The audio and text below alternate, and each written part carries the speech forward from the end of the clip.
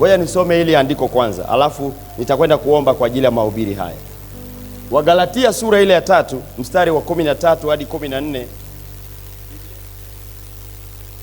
Alitukomboa katika laana ya torati, kwa kuwa alifanywa laana kwa ajili yetu. Maana imeandikwa, amelaaniwa kila mtu aangikwaye juu ya mti, ili kwamba, soma pamoja nami, sema, ili kwamba baraka ya Ibrahimu iwafikirie mataifa katika Yesu Kristo, tupate kupokea ahadi ya Roho kwa njia ya imani. Kama ulimwona Yesu katika sura hiyo, utaelewa kwa nini alikufa kifo cha msalaba. Lakini nasema niongezee pale Wakorintho wa pili sura ya 8 mstari wa 9. Maana mmejua neema. Andika vizuri hayo maneno. Wakorintho wa pili 8:9. Maana mmejua neema ya Bwana wetu Yesu Kristo, jinsi alivyokuwa maskini kwa ajili yenu. Alivyokuwa maskini kwa ajili yenu, ingawa alikuwa tajiri. Swali, ili nini? Sema, ili nini? Haya, tusome pamoja sehemu iliyobaki. Ili kwamba ninyi mpate kuwa matajiri kwa umaskini wake.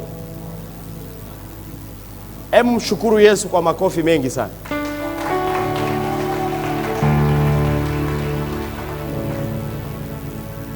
Mshukuru Yesu kwa makofi mengi sana.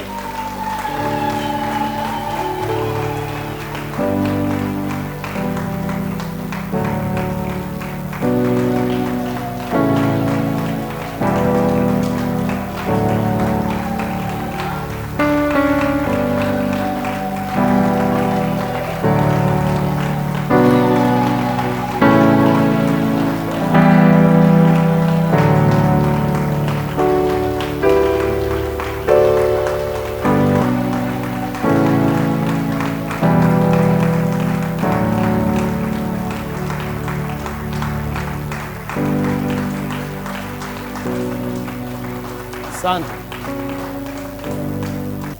Hebu tuombe kwa ajili ya neno la Mungu. Falme, nimesoma neno hili kuonyesha vile ambavyo Bwana Yesu kwa kifo chako pale msalabani, kazi uliofanya ni ya kutisha, ya ajabu sana.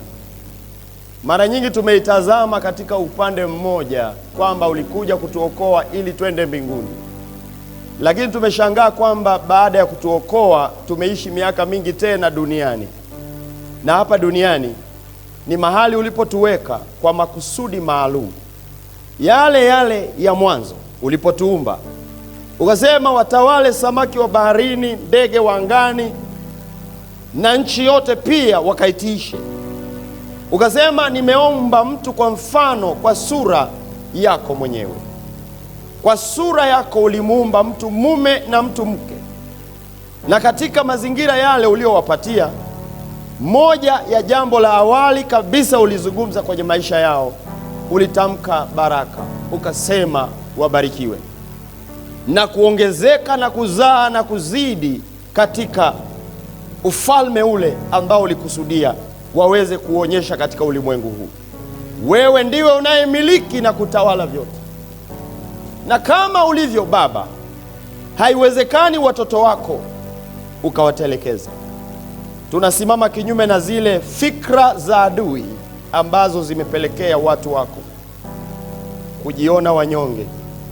Wakiwa darasani wanajiona kuwa wa mwisho ni kawaida.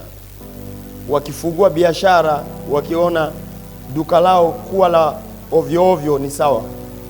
Wakifanya kazi wakawa wazembe, wanaona tu ni sawa, ili mradi wanaenda mbinguni. Ule udanganyifu tunaukataa leo tena, kama ilivyo siku ile na ile.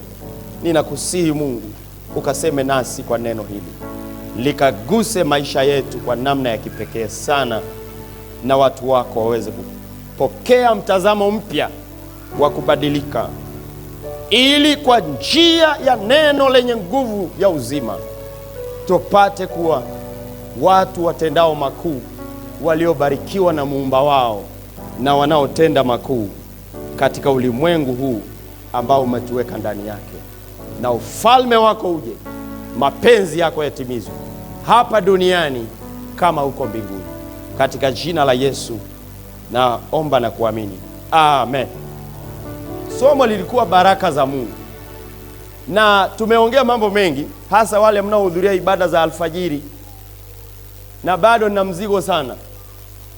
Mungu alipoweka jambo hili, naendelea kuona upana wake, vile ambavyo naamini kama mtu anafuatilia kuwaelewa vile Mungu anavyomaanisha, kuna mahali utafunguka, kuna nati zitafyatuka huku kichwani, uelewe kwamba kama niliumbwa kwa mfano na kwa sura ya Mungu, kama neno la kwanza Mungu alilosema baada ya kuniumba ni baraka, kama Kristo alidhihirishwa ili arejeshe yale ambayo adui aliyatibua pale bustani pale, akatibua yule aliyemdanganya Adamu na Hawa, na wanadamu wakawa wakukimbia kimbia huko, watumwa wakupigwa pigwa, wakuchakachaka, mambo yanagoma goma. Ardhi ambayo ilitakiwa iwazalie matunda mazuri na wazalia michongoma na mateso mengi, vurugu, familia hazipendani, watoto wanapigana ngumi,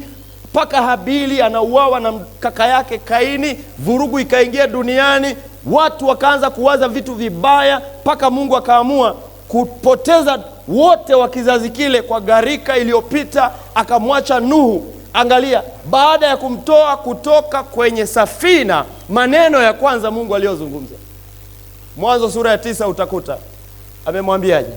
Bwana akawabarikia. Katika mwanzo wa historia ya mwanadamu, kwa mujibu wa Mungu, jambo ambalo Mungu anataka liwe halisi kwenye maisha yetu ni kuona kwamba baraka zake zinadhihirika. Akamwambia, umebarikiwa, zaeni mkaongezeke, mkaijaze nchi. Na akawapa na vyakula. Sura ya 9 ndio inayotupa ujasiri wale ambao mnapenda kitimoto alafu mna wasiwasi kwamba hivi imekataliwa, imeruhusiwa. Pale Mwanzo sura ya 9 ndio mahali unapatia kibali. Baada ya kutoka kwenye gharika, Mungu akasema kila kiendacho kitakuwa chakula chenu. Amemaliza kila kitu. Kwa hiyo kila kitimoto usijisikie vibaya, kwa sababu kuna watu wana mafundisho potofu, wanakuambia unajua imeandikwa. Elewa context ya maandiko. Bwana alikuja kuwatengenezea wana wa Israeli mazingira ya kutofautishwa na mataifa mengine yaliyokuwa na wazunguka, na waishi maisha ya kipekee. Ndio maagizo yale ya sheria yanaanza kutokea pale, lakini original creation, Mungu alikusudia wanadamu waweze kufurahia uumbaji wa Mungu. Hakuna mipaka katika kazi. Kuna mtu amenielewa vizuri? Na sisi tunapookolewa unakutana na ukurasa ule wa baraka ambao sasa Yesu amefanya ukurasa mpya, akaboresha mambo haya na ameturudisha sasa tunaitwa watoto wa Mungu. Bwana Yesu asifiwe. Huwa najiuliza hivi, unajua kila familia ina standard ya maisha yake, si ndio? Familia ambayo ina uchumi mzuri, mtoto akizaliwa kwenye ile familia hahitaji kuandika barua ili awe sehemu ya baraka zilizoko mle ndani. Ni furaha ya baba na mama kuachilia vyote ambavyo vinapatikana pale. Wanawaza shule, wanawaza vitu vingi, wanawaza watavaeje, wanawaza na nini. Wapendwa, unajua kwamba tulizaliwa kwenye familia ya Mungu? Wangapi wanajua andiko linalosema tumezaliwa mara ya pili? Na Biblia inasema kwenye Yohana 1:12, acha nikutajie. Wote waliompokea Yesu Kristo aliwapa uwezo wa kufanyika nani? Watoto wa Mungu. Na kwenye Warumi sura ya 8 anaongezea hivi, kama tu watoto, basi akili ya kawaida inasema tu warithi. Warithi wa nani? Warithi wa mambo ya baba. Baba ni nani? Muumba mbingu na nchi. Kwenye sura ya 24 ya Zaburi ya 24 anasemaje? Mbingu na nchi ni mali ya Bwana, dunia na wote wakao ndani yake ni mali ya Bwana. Jina la Bwana libarikiwe. Na leo napenda tu kuweka mkazo ambao utakusaidia na pia utaungamana na tukio linaloendelea kwa ajili ya kuwafungia vijana wetu ndoa yao. Tukafika mahali tukaanza kuzungumza ni mambo gani ambayo tunahitaji ili tuwe wabarikiwa, tuishi katika baraka. Maana suala ni kwamba Mungu amefanya, lakini tunashindwa kuishi ndani yake. Nikasema jambo la kwanza, andika itakusaidia. Jambo la kwanza unahitaji kwa ajili ya kuishi maisha ya mbarikiwa, kwanza kubali. Maana kama unakataa basi umeshajiengua. Si unajua wana wa Israeli walianza safari, wanaume wenye uwezo wa kwenda vitani walihesabiwa, idadi yao ilipata 600 na kitu na 3 kitu kama hicho. Lakini walipoendelea na safari, si unajua walikataa, wakasema hatuwezi, kule kuna majitu, ahadi imetolewa, hatuwezi. Wangapi wanajua walioanza safari wakafika mpaka mwisho? Wangapi? Wawili tu ndio watu wazima above 20 walioanza safari. Walioanza above 20, miaka 20, wanaume na zaidi, walioanza safari mwanzo mpaka siku wanakanyaga Kanaani, ahadi ya Mungu imetimia kwake, watu wawili tu, Joshua na Kalebu.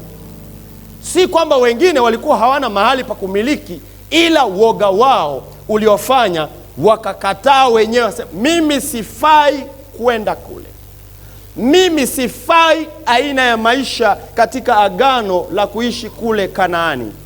Wengine wakasema, wakakumbuka matikiti ya Misri, makomamanga na vyakula vile walikuwa nakula baada ya kuchapwa viboko vingi kwa sababu ya utumwa uliokuwa unaendelea miaka 430.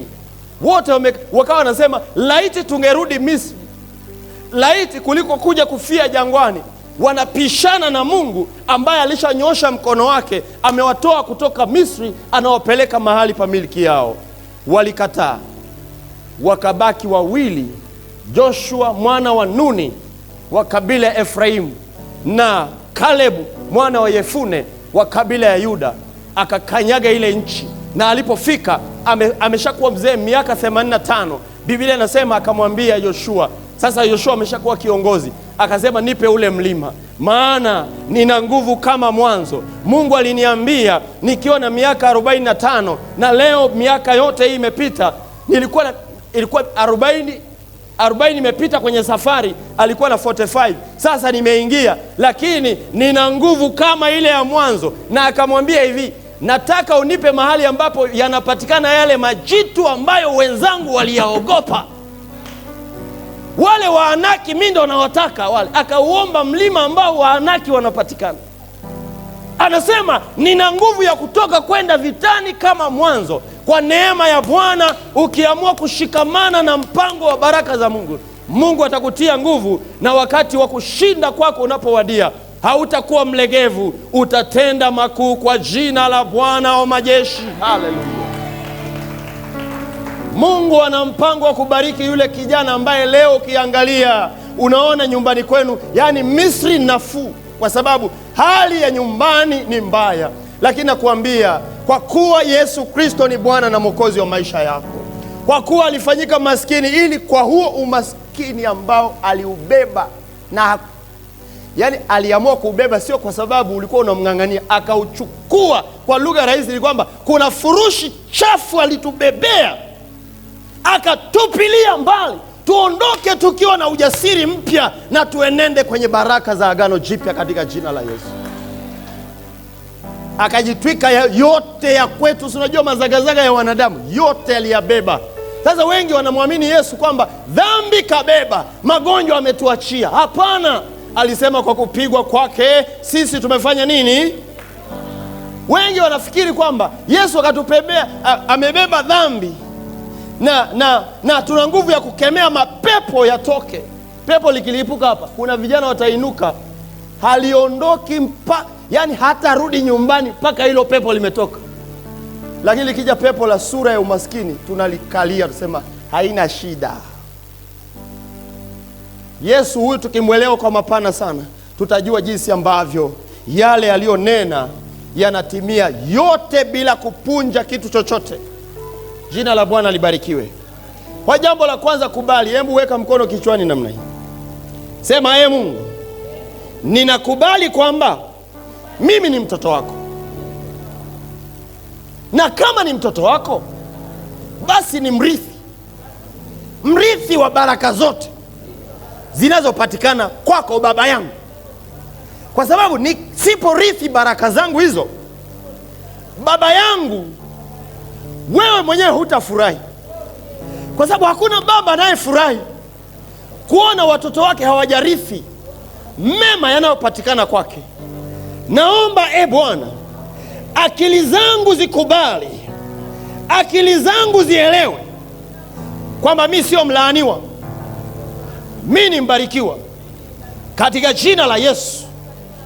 Yesu alinikomboa na laana ya Torati ili baraka ya Ibrahimu ikanifikirie na mimi katika jina la Yesu. Hata kama kwenye ukoo wangu hakuna aliyebarikiwa, lakini nimeunganishwa na ukoo wa Bwana Yesu, mimi ni mbarikiwa, nitatenda makuu kwa jina la Yesu. Amen. Amen. Shangilia Bwana. Haleluya. Sasa kwa kuwa umekubali, viwango vyako vya maisha kuanzia leo na kuendelea vibadilike. Ukiingia ofisini, weka mazingira vizuri kama aliyebarikiwa. Unasalimiana na watu, ongea vizuri kama aliyebarikiwa na mtu ambaye anastahili kusalimiwa vizuri. Sio unapiga chenga kama unakwepa watu. Jiamini, jikubali, wewe ni mtoto wa baba atokaye mbinguni. Hilo jambo la kwanza. Jambo la pili, si umekubali? Uhusiano mzuri na Mungu. Uhusiano mzuri na Mungu. Mwanzo sura ya 39 mstari wa 2. Kijana mmoja anajikuta yuko nchi ya watu. Huyo ambaye tunamfahamu sana ni maarufu. Amejikuta yuko nyumbani kwa Potifa, askari mmoja wa jeshi la Misri, na ameuzwa kwa bei. Walipambana wakapata bei inayofaa. Waishmaeli wakamuuza. Walimnunua, maana yake walimuuza kwa faida, wakapata kafaida kadogo, wakakata pale. Kama umeuzwa, wewe ni mtu uliyepoteza dira moja kwa moja kwenye maisha yako. Huna cha kudai nyumbani kule.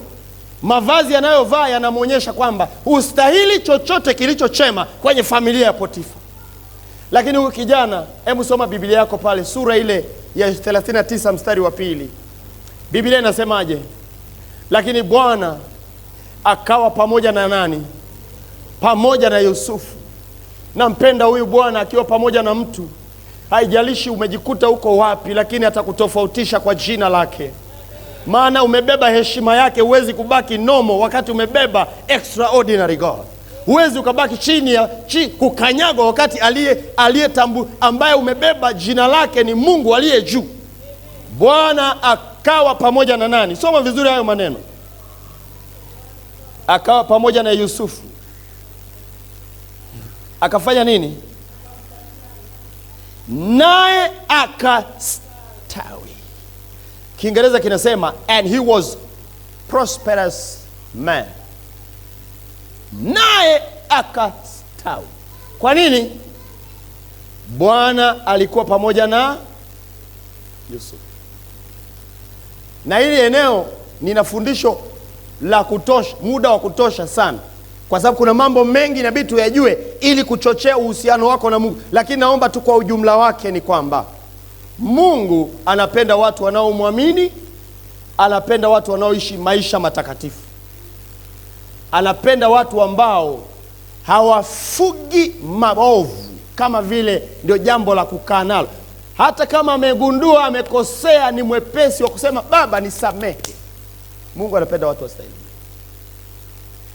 Uhusiano mzuri na Mungu muhimu. Bwana akawa pamoja na Yusufu, naye akastawi. Na kuombea kwa jina la Yesu. Hook up, Kiingereza hicho kinasema ng'ang'ana, shikilia kwenye uwepo wa Mungu wako. Tembea na Yesu popote unapoenda. Usimwache nyumbani ukisafiri.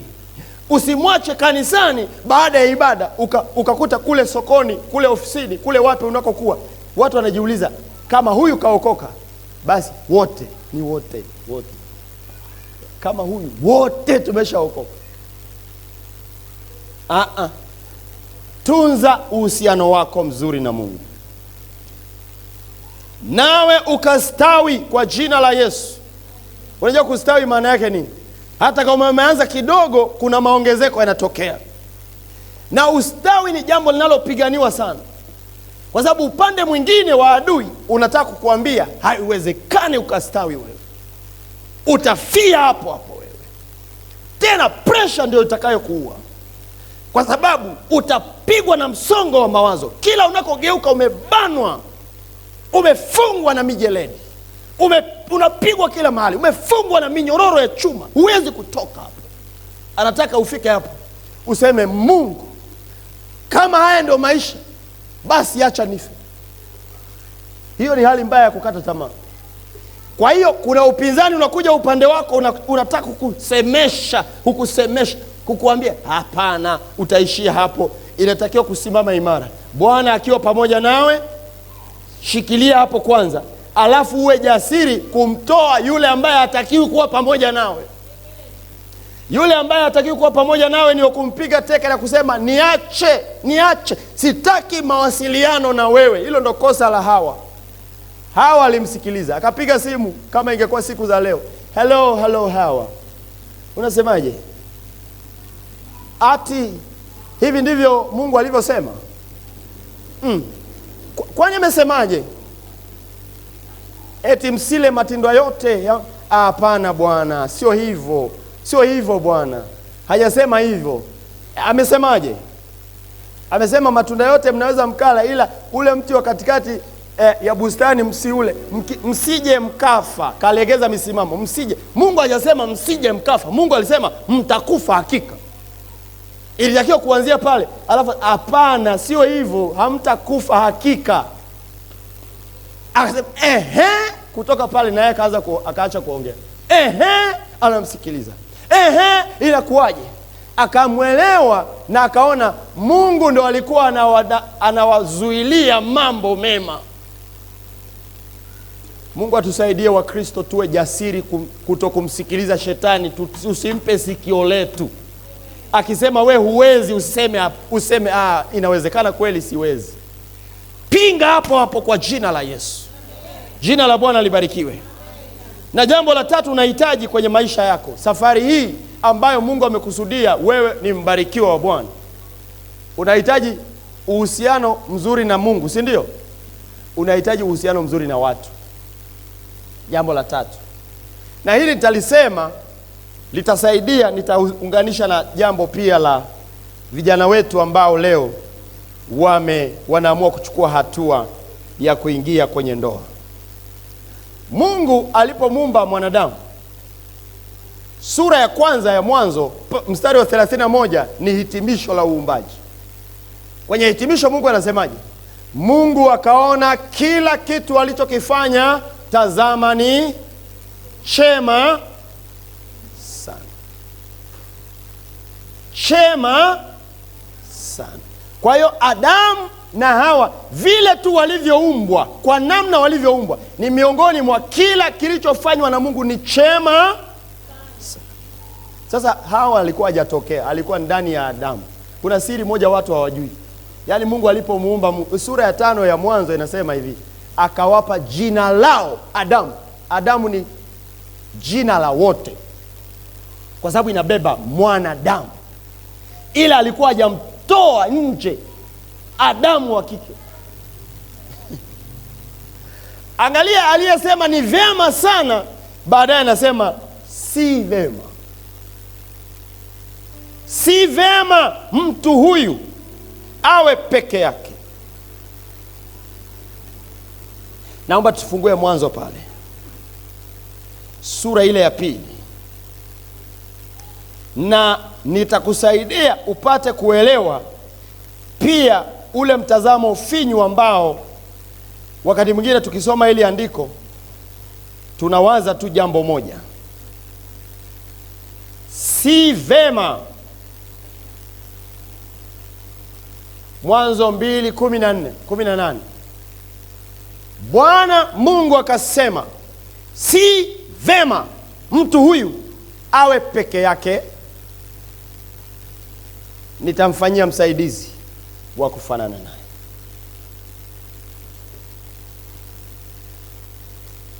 Akamfanyia, akatokea mtu wa pili ambaye ni mwanamke, na ndoa ya kwanza ikaasisiwa mahali pale. Sasa kuna nini hapo? Kwa nini Mungu ameona si vema? Swali la kwanza linakuja pale. Maana yake kuna kitu kinapwaya kama mwanadamu akiwa peke yake. Tatizo ambalo Mungu anashughulikia hapa ni upweke. Kwa lugha rahisi ni kwamba Mungu kwa asili anapenda mahusiano mazuri, na wengine wakiishia hapo, kwa sababu ile neno limewekewa koma, si vema awe peke yake, koma, nitamfanyia msaidizi. Sasa kuna context, kuna pande nyingi katika hilo eneo la si peke yake. Kwanza simesema mahusiano ya wanadamu na watu wengine, si ndio? Kuna mahusiano ya wanandoa. Mtu ambaye yeye amekula kiapo kwamba mpaka kifo ndio kitakachowatenganisha. Siku hizi kuna watu wanapeana talaka na kanisani, sijui imekuwaje, hili nalo limetoka. Na watu mimi usije ofisini kwangu ukaniambia, mchungaji, tumeshindwana, naona yule sio chaguo tena, sio chaguo langu, nilikoseaga, sikuomba vizuri, nitakufukuza kwa sababu nikishafunga sina kazi ya kufungua ndoa iliyofunga. Katafute mahali pengine, hutapata msaada wa huduma ya mimi hata kwenda mahakamani nikusaidie. Hapana, labda iwe hivi. Sasa huko sitaenda kwanza. Ikitokea yule kila siku anakushikia mtutu, juzi umekwepa risasi, kesho umekwepa kisu, kesho kuto umekwepa mkuki, nitakwambia hivi, kaishi peke yako, lakini hakuna kuolewa au kuoa tena. Kwa sababu kimaandiko, kama ulichemsha wakati wa uchaguzi, umechemsha mazima. Sasa wengi, huu kweli unachoma, sio mzuri. Kwa sababu sasa tunafanyaje mchungaji, tunafanyaje? Najua kuna watu ambao wanahatarisha uhai wao. Unakuta ameolewa au ameoa mtu ambaye anamwinda, anataka kummaliza. Ikitokea hivyo, jihami ili uwe salama, lakini ishi maisha yako kitakatifu, ukawe kama kuna nini urudi ule ubachela na uendage mbinguni hivyo hivyo. Ujue tu kwamba ulikosea mahali fulani. Hiyo kweli haitahitajika sana. Amina, utazipata chache kwa sababu sio nzuri. Lakini ukweli ni kwamba inatuonya vijana, ninyi vijana ambao mnatafuta huko, mtafute mtu ambaye unajiridhisha kabisa kwamba nikisimama mbele ya madhabahu, kifo ndio kitakachotutenganisha. Na huwa watu hawafi haraka. Usije ukafikiri atakufa kesho akichachamaa huko ndani ukasema, baba naomba ikiwezekana kikombe hiki kiniepuke, basi apigwe hata na corona. Wapi? Anaishi, anakula chai ya tangawizi, yuko salama, anapungua, anazidi kunawiri pale. Kwa sababu kwa nini afe? Kwa hiyo kuna kuishi muda mrefu sana. Usifikiri watu wanakufa kirahisi, kwamba eti kwa sababu wewe yamekushinda basi uone kesho na kesho kutwa kafa, basi kifo kimetutenga, sasa nimekuja, sasa nataka mwingine. Hafi tena, anaishi kwa jina la Yesu. Kwa hiyo kama kijana ulikuwa unafikiri mahusiano ni jambo rahisi, mahusiano ya ndoa yanaendewa kwa umakini wa hali ya juu kimaombi, na ujiridhishe ndani yako kabisa. Na ukishaingia mle ndani, chukuliana na mwenzako, ishi vizuri, usiwe mkorofi, uwe mtu mwema. Amina. Kwenye haya maisha tunahitajiana.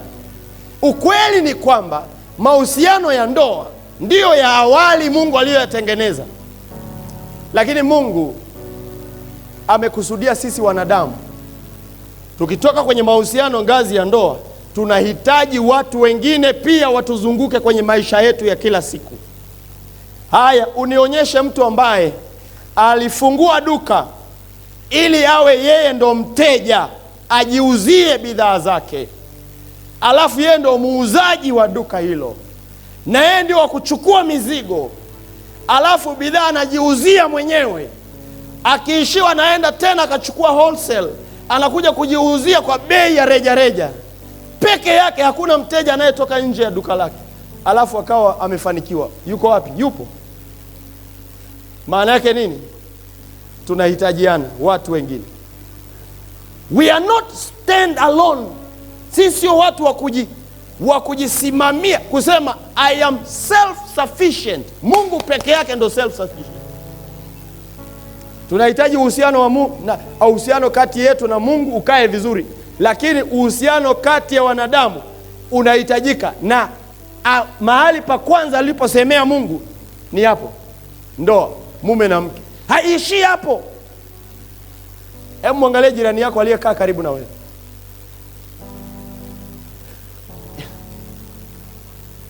Sasa inatosha. Sijui kama unadhani huyo mtu ni wa muhimu kwenye maisha yako. Unajua wakati uko shuleni ulifikiri walimu ni wa muhimu kwenye maisha yako. Unaweza kumchukulia yule mama ntilia anayepika sio wa muhimu, lakini saa una njaa mwalimu sio wa muhimu, maana mwalimu hawapikii watoto wao, wanafunzi. Utamwona yule mpishi anayeuza chakula ni wa muhimu. Ukiugua, daktari, daktari shikamoo, nimekuja, unajieleza, unageuka, unapinda kila mahali, unaonyesha. Ukitoka hospitali, kuna saa utaharibikiwa na gari lako. Yule kijana ambaye ulimkuta amejaa oili mwili mzima ndio mtu wa muhimu, kwa sababu inabidi akukwamue hilo gari litembee. Haya maisha, Mungu ametengeneza mazingira ya kuhitajiana watu. Jina la Bwana libarikiwe. Nimekupa huo mfano huo. Hakuna mtu anayeanzisha biashara ikakua yenyewe yeye akiwa peke yake. Anafungua shule, alafu yeye ndio mwalimu, na yeye ndio mwanafunzi, na yeye ndio mpishi, na yeye ndio dereva wa gari. Kesho hiyo shule itafungwa. Kuna outsourcing inahitajika ili maisha yetu yaweze kujazilizwa na wao. Jina la Bwana libarikiwe. Huyo ambaye ulimwangalia kwenye ibada hii, unaweza kumchukulia mtu wa kawaida na ukadhani hana msaada wowote, lakini ni wa muhimu kwenye maisha yako. Si vema ukawa mtu ambaye umefunga mlango wa mahusiano na watu wengine wote duniani. Unawapita watu kama huwaoni. Unajibu ovyo ovyo kwa sababu sina shida na wewe. Unajibu vizuri wale mabosi ofisini kwa sababu ndio mahali unakopatia kamkate. Lakini unasahau kwamba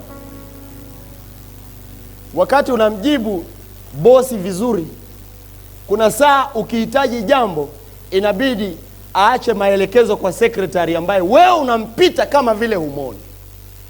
Haya maisha tunahitaji kukaa vizuri na watu pia. Nikupe mfano wa kibiblia. Si Yusufu Bwana yuko pamoja naye akamstawisha, akaenda gerezani. Kule gerezani amekaa na wafungwa wengine. Siku anatafsiri ile ndoto ya kwanza, yule mfungwa akamwambia, ukitoka unikumbuke. Akaenda kusahau. Baada ya miaka 2 mfalme akaota ndoto nyingine. Aliyemsaidia, aliyemtoa gerezani Yusufu ni mfalme, sio? Wangapi wanafikiri ni mfalme? Aliyemtambulisha ndiye aliyemtoa gerezani. Yule mfungwa aliyetoka akamwambia, leo ninajilaumu sana. Kuna jambo nimesahau miaka mingi. Kuna mtu kule gerezani. Unahitaji kwenye maisha yako mtu aseme, kuna mtu ambaye tuliwahi kuabudu naye pale kanisa la Transformational Christian Congregation. Kuna mtu ambaye ana akili nzuri sana, kuna mtu ambaye namfahamu. Kaa na hao watu vizuri. Kwenye haya maisha kuna watu wa aina nyingi sana.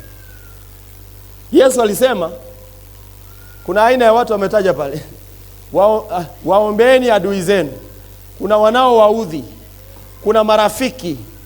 Kwenye maisha wote wanahitajika. Nimesema taasisi ya kwanza ya mahusiano ambayo Mungu alianzisha ni ndoa kimaandiko. Lakini Mungu hajaishia hapo. Kuna mambo mengi yanaendelea kwenye maisha haya. Kuna mtu anaweza akakufaa kwenye maisha yako, Mungu ameweka ndani yake kitu cha kukusaidia. Unamwona asiyestahili. Na mimi nikusaidie. Tunahitaji kujenga mahusiano na watu wengine. Na mambo kadha wa kadha ambayo yatawasaidia kwenye mahusiano. Jambo la kwanza, mawasiliano mazuri. Mawasiliano kote, kwa sababu in general kwamba kuna vertical relationship, mahusiano ya sisi na Mungu, lakini kuna mahusiano ya sisi. Mahusiano yote ambayo hayapelekei watu kutenda dhambi ni mahusiano mazuri. Unahitaji jambo la kwanza, mawasiliano mazuri. Na kushauri, jifunza kuongea vizuri na wanadamu, hasa wale ambao una mamlaka nao, hasa wale ambao hawawezi kukufanya kitu. Wale ndio ujifanyie mazoezi hapo. Watoto, jifunza unavyoongea nao, ndio picha yako wewe kimawasiliano umekaaje.